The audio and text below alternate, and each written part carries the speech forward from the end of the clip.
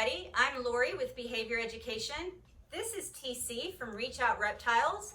Today is Sunday, October 13th, 2019, and welcome to this edition of Super Dwarf Sundays. I have a really important welfare message that I want to impart to you today. But first, I just want to talk a little bit about some things TC's been doing this week. For the past 4 weeks, TC has been participating in a Foundations in Snake Training course through Reptelligence. So he has homework to complete every week, and his week 4 homework is posted on our YouTube channel for everybody to see if you're interested. He did a really fantastic job this week with his target training session. The second thing I want to say is that TC loves to swim. He not only has a drinking water dish and a large water bowl, but he has a small swimming pool in his enclosure, and I catch him in there often. I've gone in there very often and found his whole entire enclosure is soaking wet. And my husband says he must be getting in his swimming pool and splashing water out. Now, without any arms or legs, I don't know how he would be doing that, but somehow I go in there and his bedding, his other enclosure furnishings, it just looks like a hurricane went through there because everything's soaking wet, including him, but he sure likes the water. So it's really because of TC that I wanted to do this video today, because he is such a phenomenal animal. He's very sensitive, he's very intelligent, and I've come to enjoy his company so much that I thought it was important for me to give you the message I'm going to give you today. My intern and I recently went to a reptile expo here in Colorado.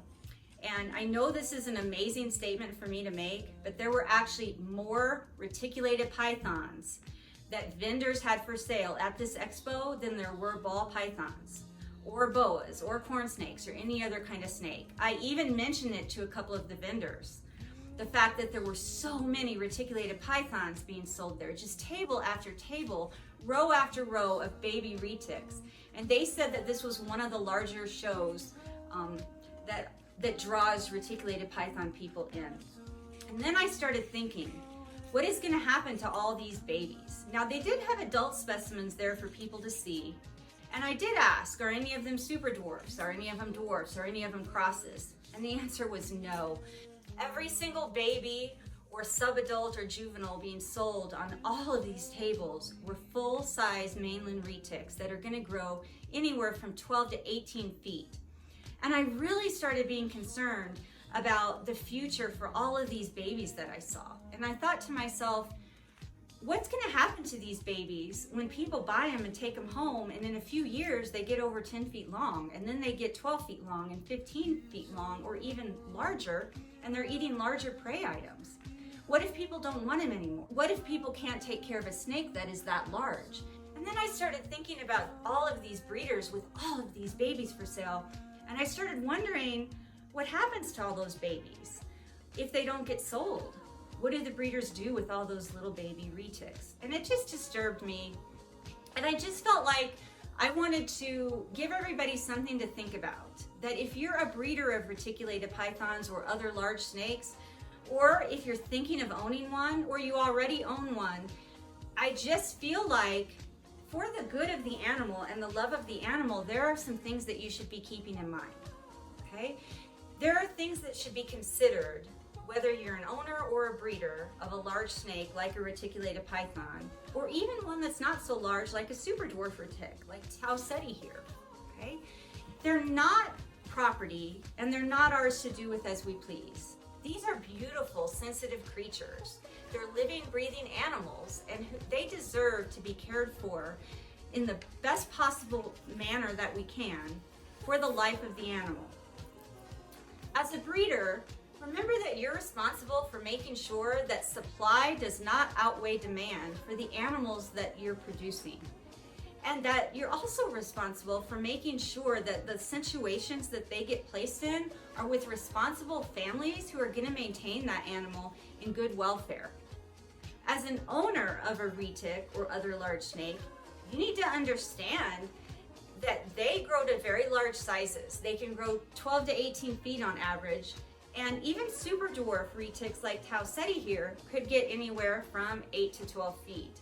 And they're gonna live 20 to 30 years. That's a long time. And you're gonna be responsible for this animal, this precious creature, for its entire life.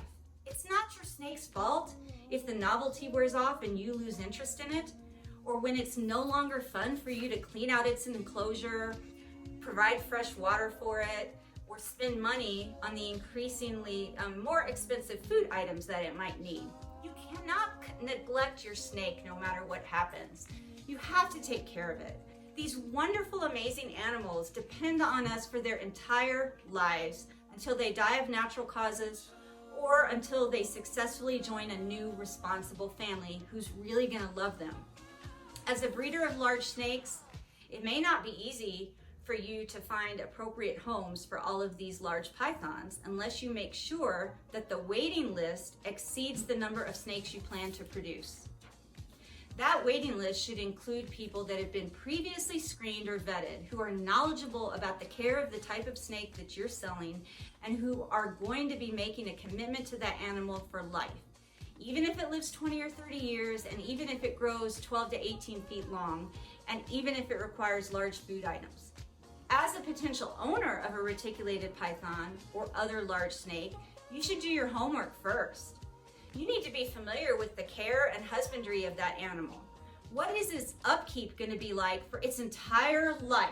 Not just when it's a small, cute, beautiful baby, and they're easy to take care of when they're this size. Once you become the owner of a retic or other large snake, your commitment to them has to endure. It doesn't matter if you change jobs, if you move, if you get married, if you have kids, if you get other pets, or experience other life-changing events. Even financial hardship.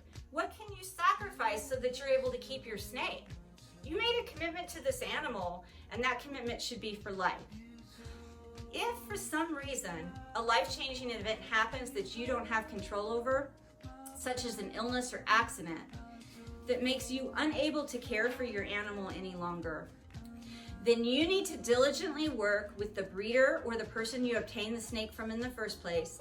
You need to work with a trusted family member or friend or a reputable reptile rescue organization to appropriately rehome that animal. I want to thank you for listening today, and want to thank everyone for your interest in our episodes of Super Dwarf Sunday. And I want to thank Reach Out Reptiles for giving us the opportunity to work with this phenomenal animal. We're really impressed with his sensitivity and his intelligence and his beauty. So until next time, everybody, love your animals, enjoy your week, and we will see you next time for another episode of Super Dwarf Sundays. Don't forget to check out TC's homework assignment on our YouTube channel. Like and subscribe.